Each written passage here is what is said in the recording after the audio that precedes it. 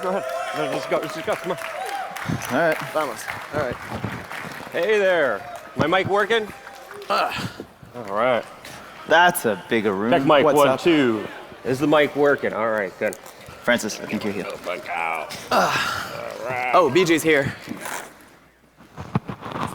Oh yeah. Hey, just come on up stage. Well, welcome, beautiful and amazing human beings. My name's Luke Radowski of We Are Change, and I will be hosting this panel called...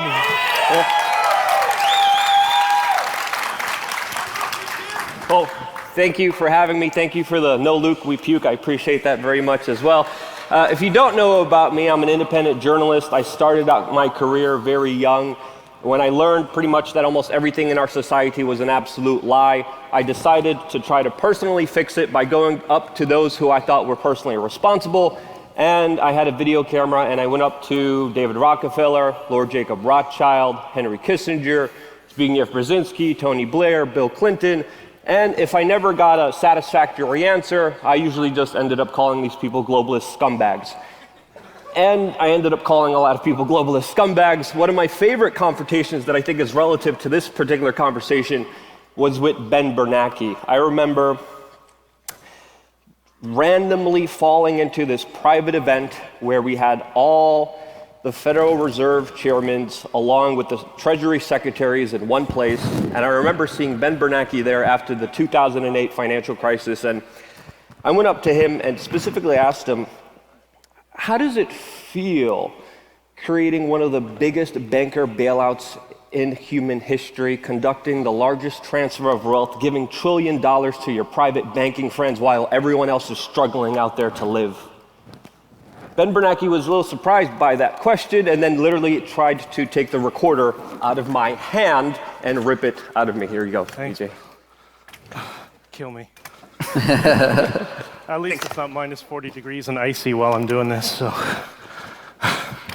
So after having very interesting relations with a lot of banking and government officials, I moved on to doing a lot of safer things like covering protests and wars. And I've been all over the world covering protests in Hong Kong and in France. I covered the currency reset in India by accident.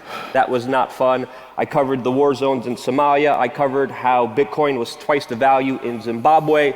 And I'm most known for of course, raiding Jeffrey Epstein's island after he allegedly killed himself. And then there was independent video footage of someone looking like him shown on his island, so I decided to investigate that. But regarding this specific panel, what I wanted to ask is going to be very specific when it comes to governments, the establishment, Bitcoin, and the ever-changing world. But before we do that, who are you guys and why are you here?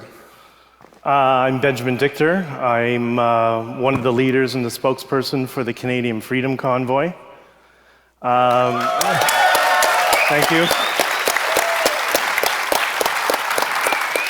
And you just triggered a thought of mine when you mentioned Jeffrey Epstein. It's funny, Jeffrey Epstein didn't have his bank accounts, lines of credits, credit cards, all his assets frozen by the government. But we did, for having a peaceful protest with bouncy castles. But anyways, thank you everybody who was watching us and supporting us. And I'll talk a little bit more about that later of what the next step is. Awesome. Cool. Alex Fetsky. I founded an app called Amber, but these days I'm doing a lot more writing. Just launched a book called The Uncommunist Manifesto. So check that out. We'll be doing some signings tomorrow. Otherwise, I'm kind of like the toxic guy who tries to keep things in check. So I'm going to be bashing things over the head in a moment. Hi.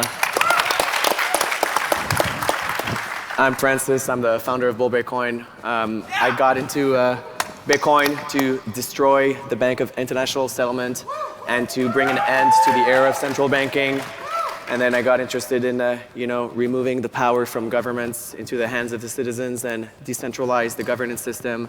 But now I'm staying into Bitcoin to take revenge on the governments and for what they did to us, and we will make them pay.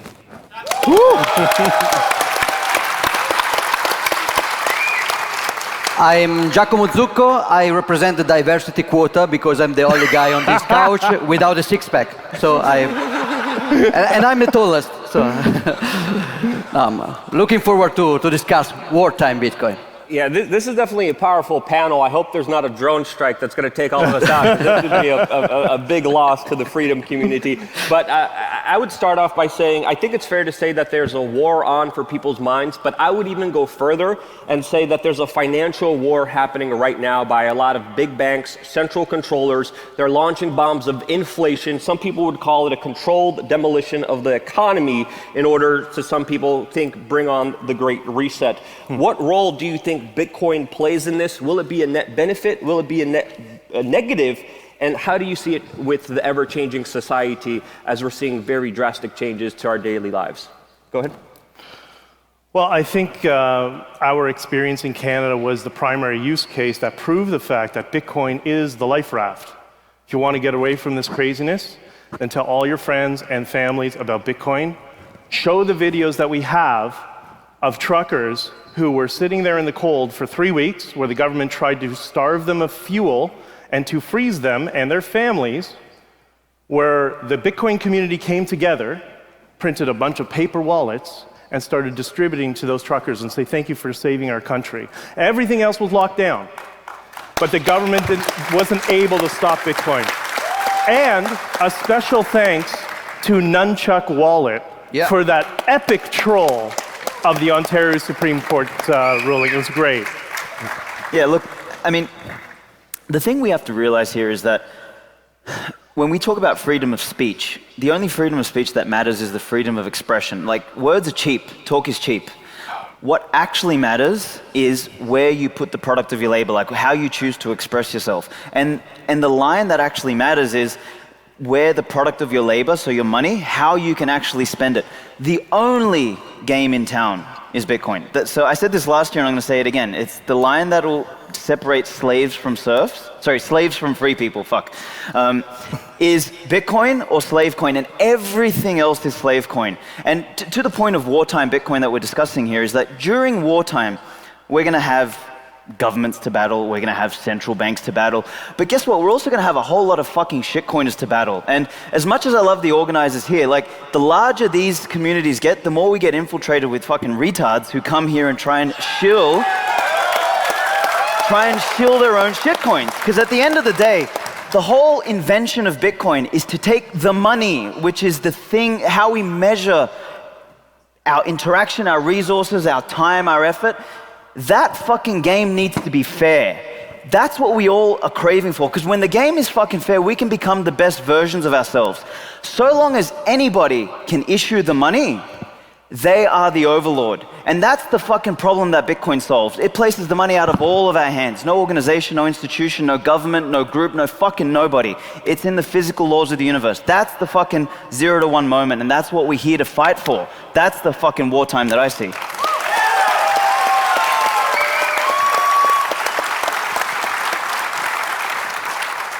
What else is there other than Bitcoin? What other mechanisms do we have? I mean, we need to internalize that democracy has failed. We will not vote our way out of this. There is absolutely no way. Civil protesting and peaceful protesting does have some usefulness, but as we have seen, the governments are willing to go all the way and crush us as individuals. And I think as a culture and society, people are just not willing to reciprocate in that respect, so that's not happening. So what other mechanisms do we have? We need to bankrupt them. We need to make sure that they cannot pay the enforcers, they cannot pay the bureaucrats. The only way we can remove their resources is by creating a Bitcoin standard, which they will not be able to live under. So the libertarian movement I think has failed, and if Bitcoin is not the answer, then please someone tell me what's the alternative. I think that we should be getting everybody that's involved in politics and trying to make a change, an incremental change, to switch to the Bitcoin mindset. And I'm very happy that with the trucker movement, I hope that we were able to send this message out to freedom fighters all over the world and tell them, guys, Bitcoin is the only way, it's the only mechanism that we have that's actually peaceful. So if you want to remain peaceful, then hop onto Bitcoin, because that's our only option.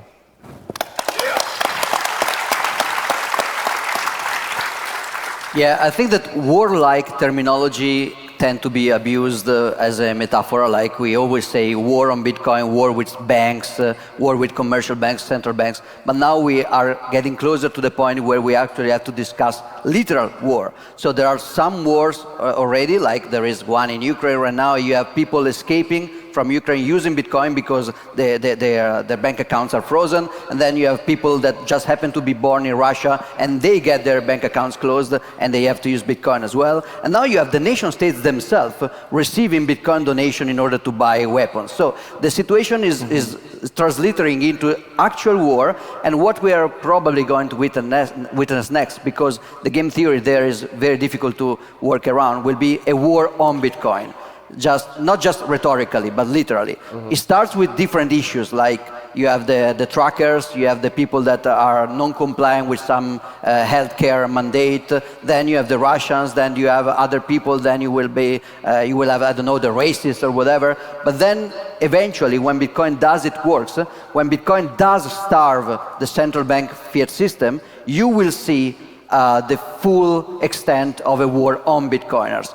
And there we have to be ready, because some part of that will be peaceful, some part of that will follow the cypherpunk idea that if you can be private, you don't need physical security because you just need online security, and then you can dissociate your physical identity from your online identity.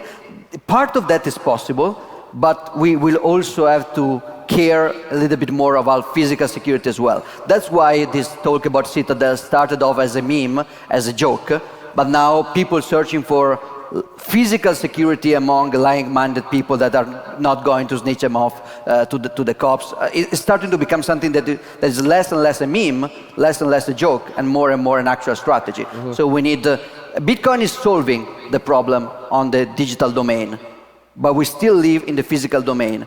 And if our freedom in the physical domain gets so corrupted that we cannot access to a computer anymore without a fucking camera on your head. So if we get to North Korea level of physical freedom, Bitcoin is no help at all. Bitcoin cannot help you anymore.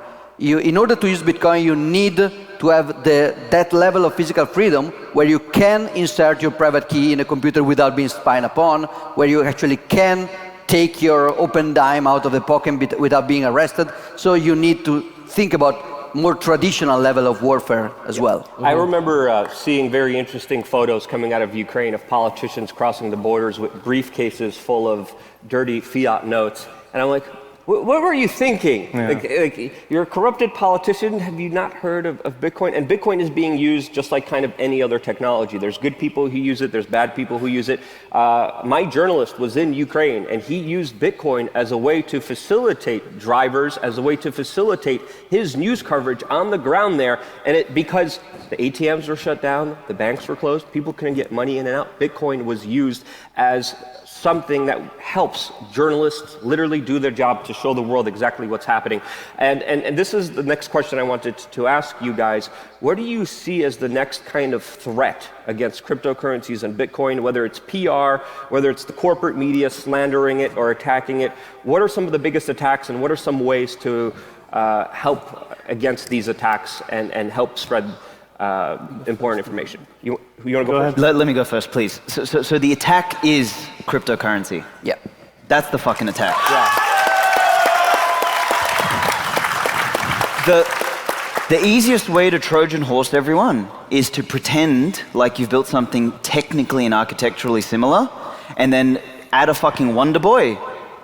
Do some backdoor deals with fucking Klaus and friends, and probably Epstein, because he's still alive, apparently. Maybe not. And then you roll it out to the fucking lemmings and give them a little bit of UBI, make them pets, and then that's how you move into the global, panopta coin, right? So that's the actual attack. Crypto is the attack on fucking Bitcoin. Make no mistake about it, it's the most effective attack. I would add something to that. Several years ago, I ran for Parliament in Canada, so I know many of our MPs there. And like all battles, there's many fronts. And I think Bitcoin is the core of it. When we raised all that money, we raised a total of close to $25 million in 3 weeks. That's why all our politicians lost their minds, because that has exceeded any donation record in Canadian political history. And we tried to explain to them, it wasn't money, that was their vote, because there's no longer oppositions in the world. So the multi-strategies on the battlefield are going to be the core of Bitcoin, but also lobbies, and what the other side, if we can use that term lazily, uses, which is called political entryism. That's what's destroying our society on a political level. And we need to get involved. Like, I got involved in politics in 2015, and man, politics sucks. It's so, the people are the worst people you'll ever meet with. Everybody backstabs everybody. But you got to get involved on the ground level, whether it's, you're going to work for the school treasury, you're going to work on the communal level, your local city council, whatever it is. That's how, and it's over time. This is generational.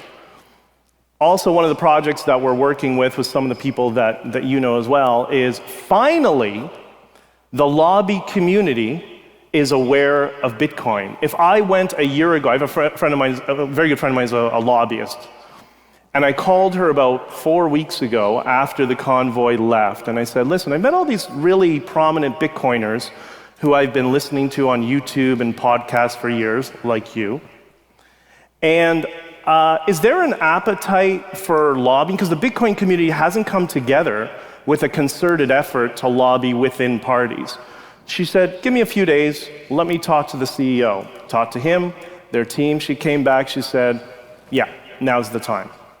And we have to thank people like Nayib Bukele for making Bitcoin legal tender in El Salvador, because I can now put that on the list of items we want them to lobby for. 6 months or a year ago, they would have thought I was insane. But now a precedent has been set, and you saw what happened with Mexico they just announced. So it's a battlefield with multi little wars on them, and we have to fight, and everybody can get involved in some way and capacity in your local community. I orange pill boomers on on regular radio in Toronto, teaching them about Bitcoin. They call me, I don't know, that guy, that young Bitcoin guy or whatever, how they describe me. And now after like 5 or 6 episodes, they're like, yeah, bring that guy back on, Mark. I want to learn a little bit more. So it's not you press the button and everything is over. It's you press the button and you start, and then you go to the next level, and the next level, and the next level. That's just my personal opinion. I mean, Bitcoin is very difficult to attack.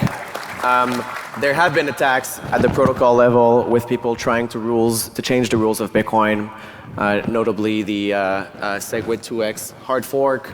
And we have proven that the protocol and the network is immutable to these kinds of changes with the victory of the No2x in the UASF movement. So even if they get 90% of the hash power for some reason and they try to change the rules of Bitcoin, well, have fun with your shitcoin. It's not going to be Bitcoin. So I think that attacks at the protocol level at this point are very, very difficult to pull off.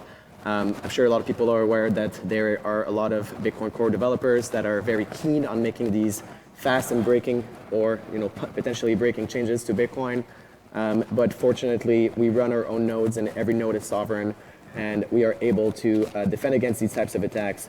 So another obvious vector that they're going to go after, and they have been, is the on-ramp and off-ramp. That is pretty much the only thing that they are able to do, which is to restrict, if you are getting donations in Bitcoin and you want to cash them out for fiat at scale, you are going to need to have an exchange which has banking relationships. And if they don't like what you're doing, they can cut your banking relationships and then restrict the ability of people getting donations in Bitcoin to spend the money. Obviously restrict the ability of people to buy Bitcoin anonymously. That's already been done for many years with the KYC AML regimes all over the world. So that's what they're obviously going to do. So the only possible answer to this problem is to switch our units of account to Bitcoin and to stop converting to fiat. I run a Bitcoin to fiat exchange. I cannot wait for the day that I go out of business because nobody is using fiat. Why are people still using fiat? Honestly, I'm not a fan of stable coins. I think we should stop trying to make the transition, having the transitory phases. Like Bitcoin has been around for like 12 years now, okay? So it's really time for everybody to switch their units of account to Bitcoin, because if you're receiving Bitcoin as donation for your freedom movement and you're able to pay your lawyer with Bitcoin, to buy your supplies with Bitcoin, to do everything you want with Bitcoin, the government can't do anything. Yeah, they're fucked. They're fucked. They're so fucked. And the only thing that they can possibly do is widespread chain analysis and try to figure out what people are doing. But again, the whole point of chain analysis is to follow transactions that go to the exchange. That is the point of identification. So we need to get people off of the fiat standard as soon as possible. Anything else is just live action role playing, in my opinion, and that needs to happen yesterday. Very. I like the government fuck point. That was a good one. That goes actually to Alex's point that crypto is the real weapon of mass destruction here. So you have something that can actually take people out of the prison, and you build these nice golden benches inside the prison where you can remain and rest before you exit, which is basically this stablecoin idea, which is basically nonsense. If you think about people discussing third world nation, where they cannot really afford Bitcoin. They need fiat coin, they need stable coin because they cannot save. But why would an inflationary asset that will actually delete everything you save, everything you earn, be better for you in any capability in any way? So it's total destruction. It's just a way to introduce noise over the signal, which is Bitcoin. Just one thing about political entrism and lobbyism. I think that that is a game that can be played. We can play on all fields, including political field. The problem specifically with political field is that it's a rigged game where the house always win, and the incentives are aligned to corrupt you more than you can corrupt believe me, the game. No. Right. But we got to become the house. Bitcoin needs to become the house. Yeah, that's so the I difference. say, for example, think about legal tender. Legal tender is a nice thing because it legitimizes stuff, but it's a very short-term play, because in the short term, what you have is legitimization of Bitcoin, which will weaken attack on you, because now you have the example of a country, so you cannot be considered crazy anymore. But that's short term. Long term, what you have is a country with the best intention, I'm sure. It's a country where most of the people now use a custodial account managed by the government. They think they use Bitcoin, and they actually just use credit on this kind of app. Yeah. You will eventually have shitcoiners lobbying hard to start shitcoin pilling many kind of other countries. So you will have noise in that regard as well. Even now, think about the recent announcement. You go from a legal tender law in a country, which is pretty simple. It has some problem ethically, but it's pretty simple. Now you have legal tender cities, or islands, which is not even clear what they are. So it's becoming a marketing thing. Again, it's fun, it's cool, it's good also, because right now if you have to cash out, you go to El Salvador, you buy a house, and then you sell it. So it's a tool that we can use, but we have to be aware that the long-term game is just opting out and not compromising with political power. That's a game where they always win. We need to get Bitcoins out of the hands of governments. The spooks, there are spooks in Bitcoin. There's a bunch of spooks. I don't think that the spooks are after Bitcoin. I think the spooks are after Bitcoins. And the biggest danger I see to Bitcoin is governments owning a lot of Bitcoin. So I do not support governments buying Bitcoin. I support individuals buying Bitcoin. I do not want my enemies to have resources. So if you want to promote Bitcoin adoption, please do not try to get your government to buy Bitcoin, because that means less Bitcoins for the rest of us, which we matter and they don't. Yeah, promote it to totally. Promote it to those who are willing to be unplugged. Like, to do a matrix analogy, remember, like in the construct, the lawyers, the teachers, everyone that, is in the construct they're so inured and dependent on the system that they'll even fight to protect it. So don't try and wake up the fucking sheep. Find those that have the capacity to understand this. That's the whole remnant fucking thing that, myself and these guys have been talking about for so long. So call your senator and ask him to ban Bitcoin, right? Yeah, or tell him to buy Ethereum. Do that. Guys, this is a joke, but we have a friend in Italy, Federico Tenga, and he had a very good idea. So think about mining. You basically have governments that will try to buy hash power in order to attack Bitcoin. But if hash power is bad for environment, they will not be able to do that because there will be backlash. So Bitcoin mining is bad for the environment. It's boiling the oceans. Call your senator and tell him that. Well, I have to say, I really love talking about how the government sucks, but we're out of time, and I really want to thank all the panelists who joined us. Give them a huge round of applause. Thank you so much for coming out and joining us for Bitcoin 2022. And thank you guys so much for having us. All right.